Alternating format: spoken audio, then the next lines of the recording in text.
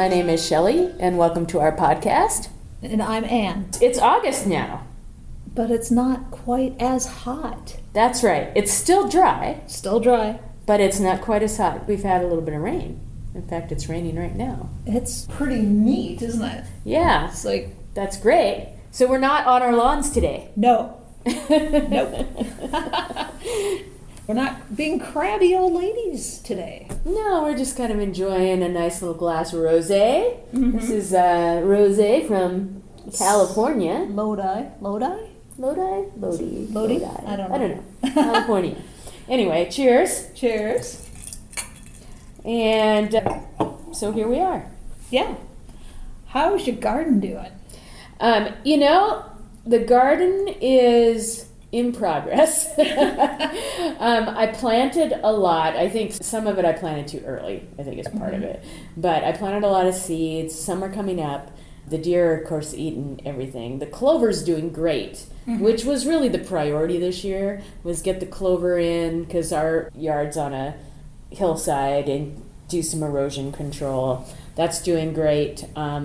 So feeling pretty good about that, but I'm kind of sad I don't have a lot of flowers. So I went out and actually bought some flowers that were a plant, and I put them in the ground just so I would have some. No, it's good. And so far, actually, the deer have not eaten the coneflowers, and I have some bee balm and butterfly weed, I think, that I put out there. And they haven't eaten those, which is surprising to me because they seem to eat everything else. But I think if they do eat everything else, they might nibble on it, but I don't think it's their favorite. Yeah, I think they like the clover. Yes. And then they like the little tiny buds when they first come out of certain flowers. So yeah, I have a bunch of poppies that are blooming. They're beautiful, all different colors. Oh, really? What colors? Yeah, I've got some pink ones and orange, and there's like a really kind of red, pretty deep red. I think so. There's some California poppies, some common poppies. I'm not sure what the other ones are. Cool. That's anyway, exciting. Yeah, it's fun. How about you? What's going on in your garden? Well, everything. I have a jungle at this point. Our sweet clover has gotten way out of control. I've been trying to pull it out, but... You want some of my deer? I have enough. Good. I have enough. I have an 8-point buck that loves to stand right outside my office window and eat sweet clover while he looks in at me. And then, I had 2 little spotted fawns on the lawn playing, tearing around and chasing each other. Oh, that's sweet. We have a doe and fawns that come by every day. I say they're coming for their dinner buffet. So they come to the yard every day, and it's been really kind of fun seeing them and watching them nurse and all of that. That's kind of cool. Although, I might be cursing them in a few years after I realize I'm never going to have flowers if I let them continue to feast on my yard. That's where you have to throw down fencing. Yes. Working on that. Yes. So, in addition to the sweet clover, which is still in full bloom, our Rocky Mountain bee plant is starting to bloom. So that's exciting. It's a big purple, blossoms. Bees love it. And let's see what else. Oh, well, the vegetable gardens are starting to produce now. I've gotten a couple of harvests of peppers. We have these Mexican chili peppers that are about 8 inches long. So I'm drying those so we can make enchilada sauce at a later date. I've got all these racks laying out. I thought of stringing them up, but that's too much work. Yeah, that's the thing I'm really looking forward to once we get really established in our garden and putting up some deer fencing for the vegetable garden is just growing your own food. Yeah. It's great, isn't it? I love it. Yeah. And so you get that because you've had your garden for a while. What else you got going on besides the peppers? Well, I got 5 raised beds for potatoes, dedicated to potatoes, because we love potatoes. Hey, we're from the upper Midwest, at least I am, so I can exist on potatoes. And I also got carrots. And, so 1 bed of carrots, 1 bed of beets, 1 of turnips, radishes, which went to seed right away. They didn't produce a radish. Interesting. It's just it bolted right away. So I don't know what that was all about. Huh. Corn, cabbage, and beans, which are finally starting to bloom. They've been sitting out there since the beginning of June, like 6 inches tall, these stupid plants. Now they're finally getting going. It's like, way to be late to the party, Scooter. But Yeah. So, what's your favorite potato recipe? Oh. A favorite way to eat one of your potatoes? Oh, that's easy. So, like, I'll take a baked potato and put some butter, cheese, and bacon bits, and broccoli sometimes, if I have broccoli on hand. Nice. And just eat that. Baked potato. Yep. Nothing like it. That's awesome. Yeah, so that's just really exciting. I did just on a whim. I had a butternut squash last winter. I saved the seeds. I started the plants indoors. I started the seeds indoors, and it grew like 3 or 4 plants. And I had those. And they were doing really great. Had big, beautiful leaves, some blossoms going on. The deer seemed to be leaving them alone. So I didn't do anything to deter them. That was my first mistake. And then one morning I woke up, everything was gone. They were all kind of like basically 2 to 3 inches off the ground. So that was sad because it was my one vegetable that I really had that was still alive. But I had some blossoms come up. So now I put some chicken wire around it. There you go. I don't know if they're going to turn into the fruit or anything like that, but maybe. Who knows? But my herb garden's doing really well. That is doing really well. It's a little bit of hide and seek as well because I have to try to find the herbs amongst the flowers and the clover, but that's doing really great. So I do have that. That's fun. Yeah. I can add herbs to any food that I make. So I can add something from my garden every day. Every if I meal. want. Yes. Yeah, our chives got out of control. I have chives all over. We have this big area to the east of the house that we finally got fenced. And so now I can start working in there because before it was just like a deer smorgasbord. You know, they'd come in and just eat everything. But now that we got that fenced, I can really get going on like my berry bushes and Nice. my raspberries. I gotta wrangle those though. Those things also. Everything on my place is just out of control at this point. It's crazy. So, what do you do with all that food though? Because you have a lot. Yeah. I mean, what you just described is what about how many square footage? How much square footage would you say? Well, I added 10 more raised beds this year, so that brings me up to 20. Each one is 32 square feet. So 640. yeah, That's a lot. It's a lot. So that's a lot of food. What are you going to do with it? Well, obviously, eat as much fresh food as we can. Yeah. Right. That's the thing about it is eating the fresh food, Yeah, right? I had a whole bed of peas that just went like crazy. So we were gorging on peas. Peas don't like the heat though. So when July came around, they pretty much decided they were done. So then we replaced them with cucumbers. And then the stuff that we can't eat, I like to dry, like my peppers. Or we have the food saver where you can Seal it up. and then put it in the freezer. So I do that with beans. But, and then I have to figure out what to do with beets. I'll probably end up, You could pickle them. true. I actually have never pickled a beet. I've never pickled anything. Yeah. I mean, I like fresh, like just cooked. Yeah, like I fresh love- beets I love chopped roasting up, 'em. roasting them. You know, I love the beet greens, all of that stuff. I remember my mom liked pickled beets. Of course, she bought them in a can at the store, which probably isn't as good. But I bet you could like just do some kind of a brine or something, some vinegar or something to pickle them. Yeah, I have the jars. The last time I was visiting my mom in Minnesota, she gave me her great aunt's cabbage shredder. So what it is, it's a box, and it's on these rails that go over a blade. Oh, so you just like swipe it back and forth? Yeah, kind of like those Japanese mandolins. Mandolins? Yeah. Cool. So if I can get that blade sharpened, I'm gonna make cabbage again. I've got like 12 head of cabbage that I need to make sauerkraut with. So that's fun. Oh yeah, sauerkraut. Yeah. That would be kind of fun to have. And just imagine if you had chickens to go with that. Yeah. Chicken and sauerkraut. It's Maybe on not. a list of things maybe I'll do in the future. Yeah, that'll be a future podcast. I'm excited about chickens. I was convinced today by my husband this morning that probably should be something that we think about a couple years down the road. I was trying to figure out how I could incorporate a chicken coop into my deer fenced area that I'm going to, if I could create a little chicken run that ran around the perimeter of the garden. Wouldn't that be kind of fun for the chickens? I don't know. Go ahead. I was going to say, I want to get a chicken tractor. Oh, chicken tractor.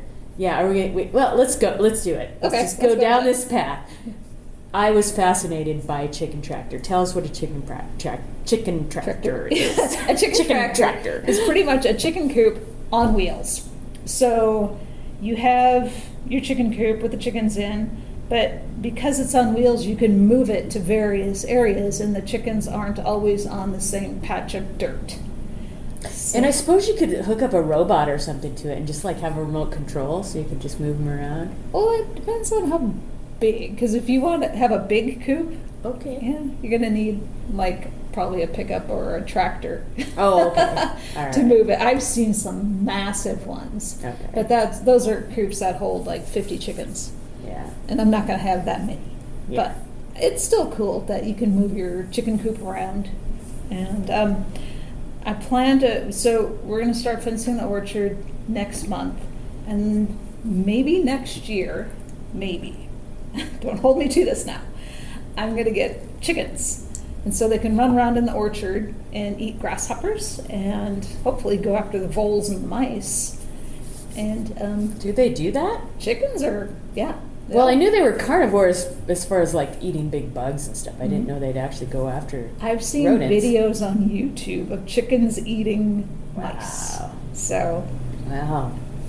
Yeah. Interesting. I That's a great idea to have them run around the orchard, though. That's really a clever idea. Yeah. Yeah, so maybe my dream of having chickens running around in my little garden area is not completely far-fetched. No, I think it's a good idea. Yeah. And then, depending on what kind of chickens, if I want to overwinter them or if I don't. So if I do want to, I would get like the kind that lay eggs. Right. But if I wanted to just have meat in the freezer, broilers. Yeah. So butcher them in the fall. Yeah. Well, I mean, they'll stop laying eggs after a while too, is what I understand. So, Yeah. So, that's kind of the sad part. Like if you become attached to your chickens at all. I know. I'm not sure if I'll become attached. I might like my chickens enough that it'd be sad to butcher them. But the thing I heard is what you don't want is a rooster. Yeah. So no rooster, Mm-hmm. just hens, and then they'll lay for quite a while, and then after a while, then they either become pets or they become dinner. Yeah. I don't know if I would have the issue. I think it would be my husband, Aaron, who might get attached to some chickens. Yeah, I asked Mike if he would be willing to kill the chicken if we needed to, for some reason. This really sounds sad. I don't know if I want to kill the chicken. Anyway, we could keep them. They could have a nice, long, healthy life, and then just die of natural causes. Okay. All right. Okay, so we veered off course a little bit talking about the chickens. We don't want to get too much into that because that could be a future podcast. Right. So, you have all these different ways that you store the food. Mm-hmm. What all do you do? Well, we do, like I said, brine. I make sauerkraut.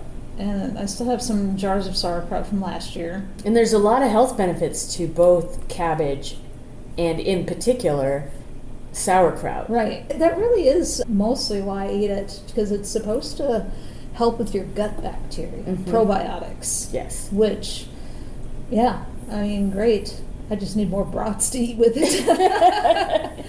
Yeah. So yeah, we do the brining. I freeze a lot of stuff. I freeze rhubarb, so you can make like rhubarb pies in the middle of winter. Mm-hmm. So Nice. we haven't had enough apples yet for that to be an issue. We're still fighting our gang of magpies. God, that pisses me off. I love birds. I love birds. Yeah. I don't love magpies. They're just assholes. They kind of are. They're little jerks. They, hurt other birds. I don't know. Mm-hmm. Yeah. Yeah. Don't like them. So you have a gang of them. Yes. And as soon as the apples start turning red, they all descend on the orchard and just tear up all the apples. They peck them until they fall off the ground and leave big gaping gouges on them. So, God, last year we had a tree that had 15 apples, and I was so excited because this has been our first tree that was producing in any amount really since our fire. And so it's okay, they're ready. So Erin and I, we go out there, we have our basket, we're going to pick these apples. The tree was bare. Aww. All the apples were on the ground with big chunks taken out of them. It's and they didn't even eat the whole apple, right? So they didn't No. even, it's not like they really needed the apple to eat. They're just being assholes. Yeah, they are.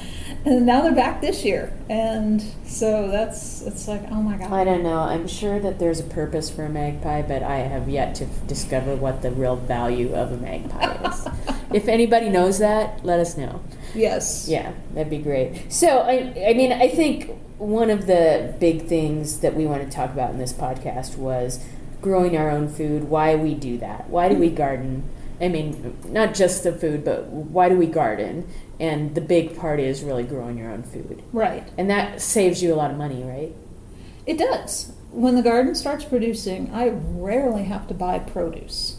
I mean, there's still stuff, of course, I have to purchase, like milk or cheese or stuff that I can't find here. Mm-hmm. You Bananas. could get a milk cow. No, I'm just kidding. I was going to say, no, actually, we've talked about it, but we don't have a barn, so we would need to get a barn first. Yeah. But I don't think I'll ever do that. I was joking, but go for it. Yeah. So we've talked about it because I would love to have fresh cream to make ice cream. So, I did some studying Mm-hmm. on cost savings for people growing their own food.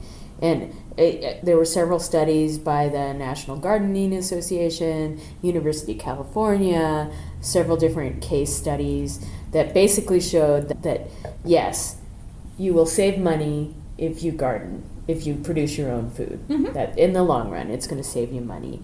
In fact, one of the things that I thought was really interesting is there was a USDA report that talked about the average garden can yield about a half a pound of produce per square foot.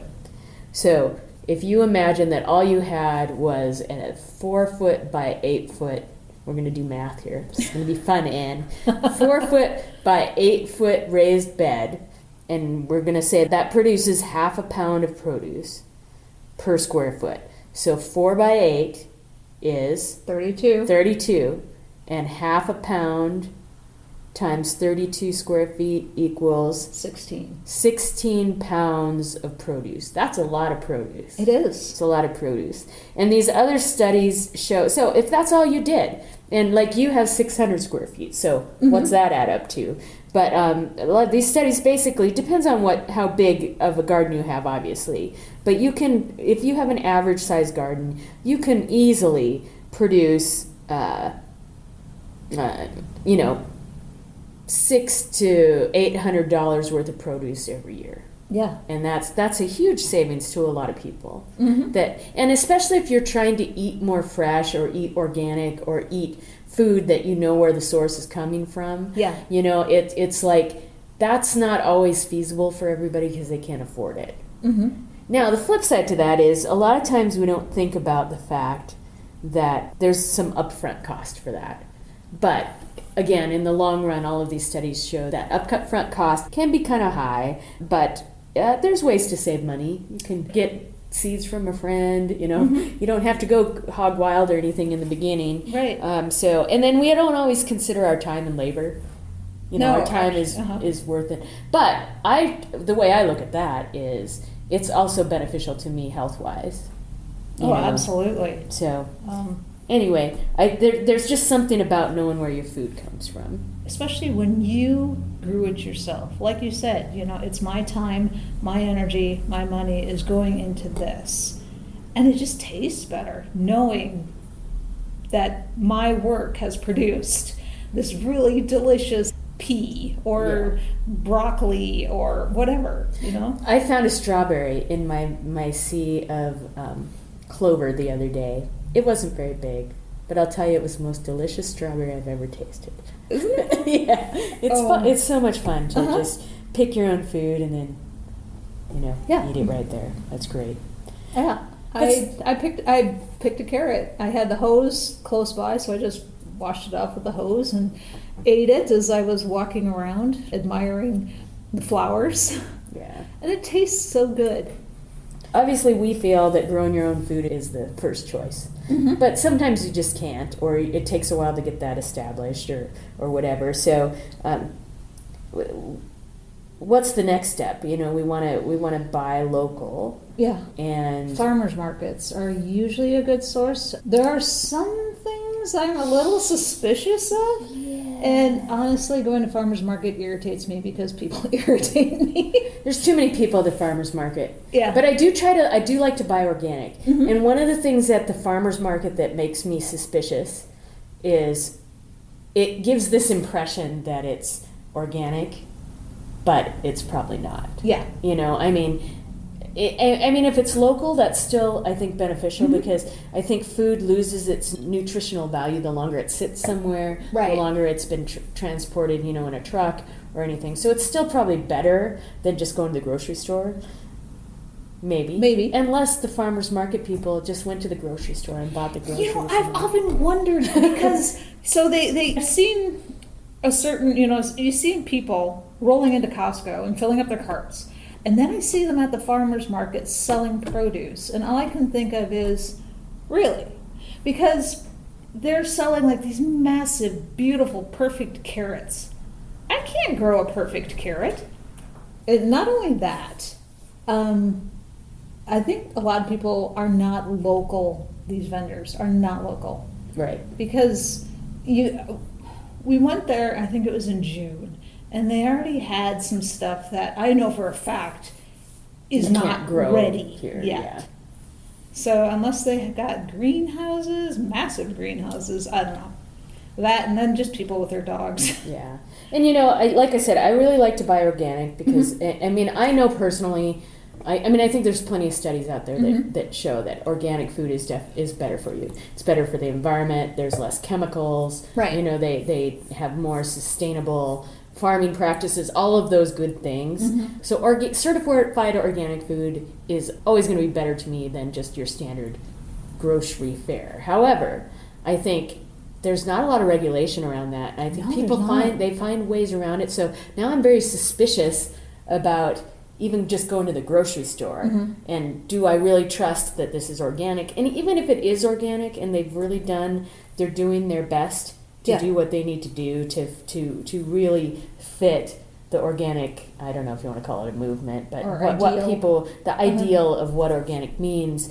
How long has it been sitting there, right? Because it's still that shelf life thing of fresh produce that after a while it just starts losing all of its nutritional value. That's what drives me crazy. Mm-hmm. So like if I go to the local organic store and I want an apple, these things have been sitting well over a year. You know this because they always look good. I buy one and it's mealy and it's just not a fresh apple. You know when an apple is fresh. Right. And so that's why Erin listens to me bitch and moan about how nobody is carrying fresh apples. And you know what else I think? So I'm going to get on a little rant here. Because I think it's the consumer's fault. And the farmers, okay, so maybe they could have done something about it. There's some shared responsibility, I'll say that. But we as consumers expect everything to be so perfect looking all the time. And I think that's it's ridiculous. Really. There's nothing wrong with a carrot that has like a bend in it or something like that. 90% of the time, right? Or if not, probably higher than that. And so we as consumers are expecting everything to be perfect. And so even if they're really trying to be the ideal organic, they're still wasting food, and throwing away things that probably, hopefully they're composting, so that's good. But it's still a waste. There's still waste that's going on. So even if they're organic, and even if they're doing the true ideal organic thing that would make my heart happy, I still feel like probably buying from the grocery store is still not as good as just making your own food. Right. Oh, I completely agree. I mean, the apples on my tree, they're lopsided. Sometimes they've got spots on. Mm-hmm. They still taste really good. The ones that I can pry out of the magpie's beaks. My carrots aren't perfect, but they still taste, I think, much better than anything you can buy in the grocery store. Yeah, well, anything just tastes better when you picked it yourself. I True. think that there's a little bit of that kind of just mental. I think security, knowing where your food is from, it's fresh, what it's gone through. There's no uncertainty of what chemicals it might have come in contact with. And you nurtured it and brought it to its maturity. I wouldn't say nurtured, probably threatened. Okay, whatever. But you took an active part in its growth. Yeah. And so there's just something really satisfying about that helps. I think it creates some real beneficial chemicals in the body to make that you feel better. I mean, I know I feel better just being outside than being inside. It's just night and day for me. I mean, maybe not everybody, but in general, I just think that being outside and in nature is better for your mind. It's also better for your body. Mm-hmm. Oh, yeah, I absolutely agree. I get so tense. Like, when I'm done with my 8 hours of work, I am mentally just fried. And physically, I'm exhausted even though I've done nothing but sit in that damn computer chair. Right. So it's like, sometimes it is a mental effort, though, to get outside because I'm just done after working. But I find that if I can just get myself outside, I immediately start feeling better. And even if it's just taking my cat for a walk. Right. And I can look at my trees. I can, smile at my rhubarb. I can threaten my chestnut tree that will not give me an apple. I have heard, that the chestnut, it's a crabapple, but it's an eating crabapple. So it's not like the ornamental crappy ones that are just there for their blossoms and then have those stupid little apple crappy things. This is supposed to be a really good apple. And I've had one that I planted back in 2018. So it's been in the ground 6 years. And that damn thing just will not give me an apple. Is it giving you blossoms? It did bloom this year. Okay. A little bit. It had like 3 blossoms. I wonder what it needs. It must need something. It did have an apple on it. Okay. And then the magpie got it. I don't know, but it's gone now. And so, I mean, every year I threaten that thing. Every time I walk by it, it's like, what the hell is your problem, jackass? Get on it. Lazy. Yeah, I can tell you when I'm inside, I think my brain is going 100 million different directions. Right. Okay, I need to do this, I need to do this, I need to do this. I'm creating lists, I'm working on the computer or whatever. And I find it really hard. I mean, I have a few things that I can do that I like to do that kind of will calm my brain down, but it's just my nature is to have a billion things going on and hop from thing to thing all the time. And so I just have trouble focusing sometimes because of that, because I have so many things to do. Well, that and menopause. Oh my God, menopause is so... Yes, that too. But what I have found, besides, I mean, I also like to knit. I like to meditate. Those things help.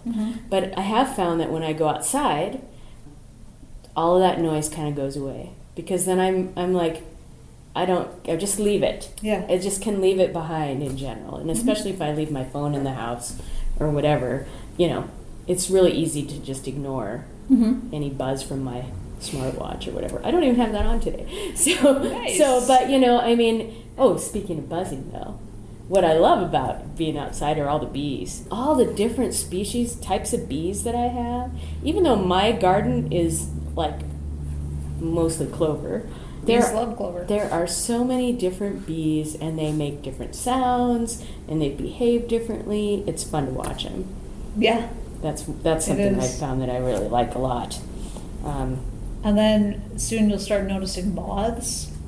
I mean, do you have any sphinx moths? They're the kind that look like the hummingbird. You know, they go. Oh fast. yeah, yep, yes, I have seen some of those. Aren't they cool? Because you think, oh, is that a baby hummingbird? Mm-hmm. Is that what you? Yeah. They kind of look like little baby hummingbirds, and then but they're not. And yeah, so those are fun to see. Yeah. They're really cool. So, yeah, and then it's just that, and just moving dirt around and pulling weeds or something. It's just that physical activity. Yeah.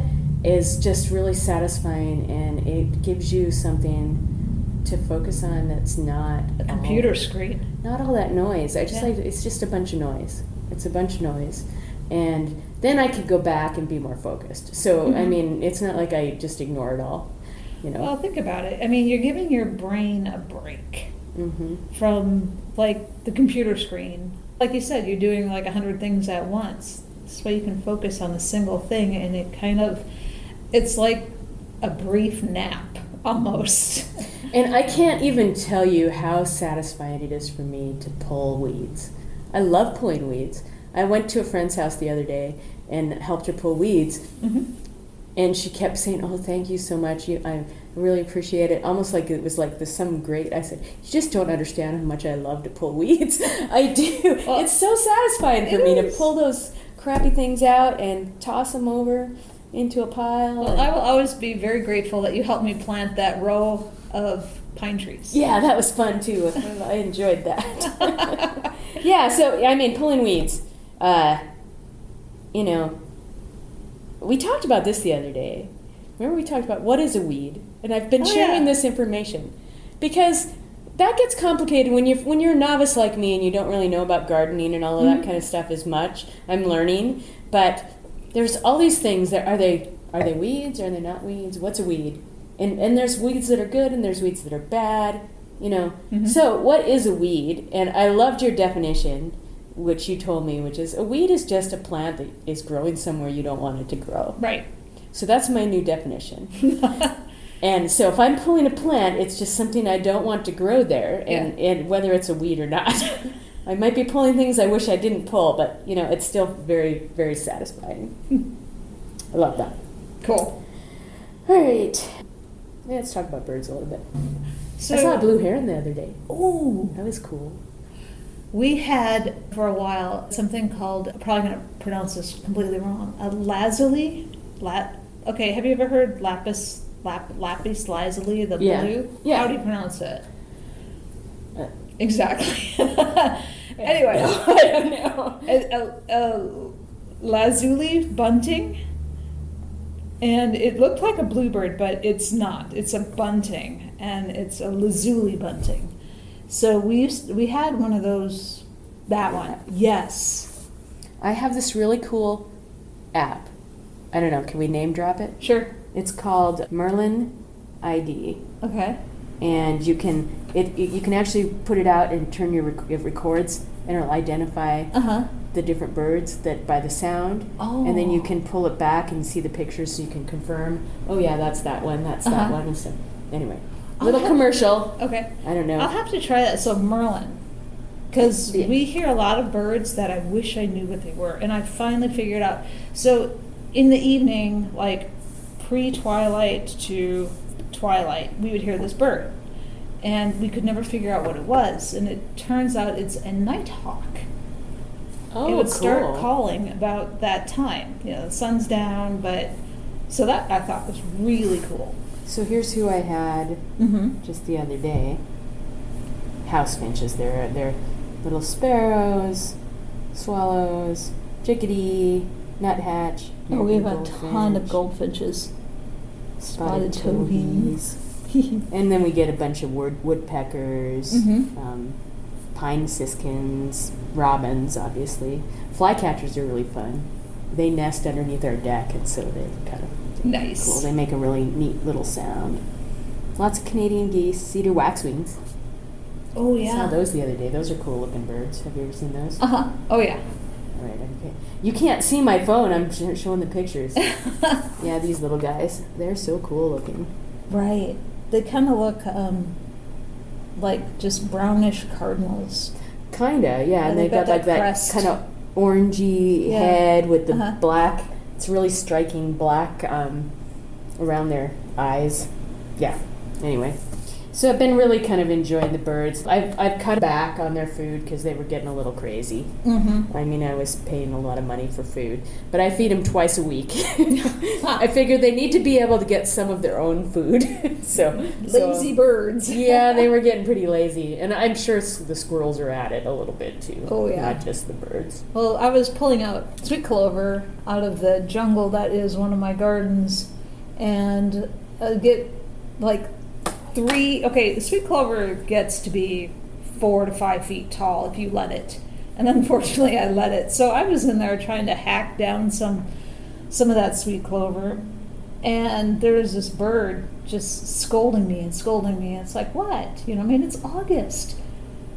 Go away. Go do your whatever it is you do. Anyway, so I pull out this big chunk of sweet clover and I look up and there's a nest with eggs in right in front of me. It's like, crap. So I had to stop pulling out all the sweet clover till she can get her damn babies raised and out of the nest. But yeah, she would let us know. And you showed it to me the other day, and I was trying to figure out what it was. Actually, I went home and I was looking, and it looks a lot like some kind of warbler. It's not a yellow warbler. No. Because it's kind of a brownish. Yeah, she's brown. Or some kind of chickadee, maybe, or something. She's got a very high pitch. Yeah, it'd be kind of, I need to maybe see if I can figure that out, but they're pretty cool. These guys are really cool, too. These brown-headed cowbirds. They're pretty big. Oh, yeah. Have you ever seen those guys? Yeah, they show up on their way through. Oh, see, I found it. Yeah. I had a lazuli bunting at one point. Nice. Anyway, it's kind of fun to do that. And then it's not, I'm sure it's not 100% accurate, but most of the time, though, I can find them. Anyway. Cool. So yeah, being outside gardening is probably one of the most therapeutic things, at least for me, that helps me stay less crabby. Be less of a crabby old lady, I guess, but I think so too. Yeah, I would say that, and you'd mentioned menopause the other day, and I think that's true. Women our age, we're going through changes and all that kind of stuff. And I feel like the last couple of months in particular, it's been so hot too, that just been crabby. But it does help that for sure. Yeah. To go outside. Just mentally and physically. Yeah. I don't really see a downside of gardening. I don't either. What's the downside? There's no downside, in my opinion. Well, I mean, there's a little bit upfront cost, but, once you start harvesting food or just hearing the bees and smelling the flowers, I think it's definitely evens out or pencils out. So yeah, I'm sure it does. Yeah, that's what gets me off my lawn. Yeah, and into a good space. Yep. Yeah. All right. I think that's good enough for today. What do you think? I think we're done here. All right. Well, we'll see you next time. I'm Anne. And I'm Shelley, and you've been listening to Get Off My Lawn.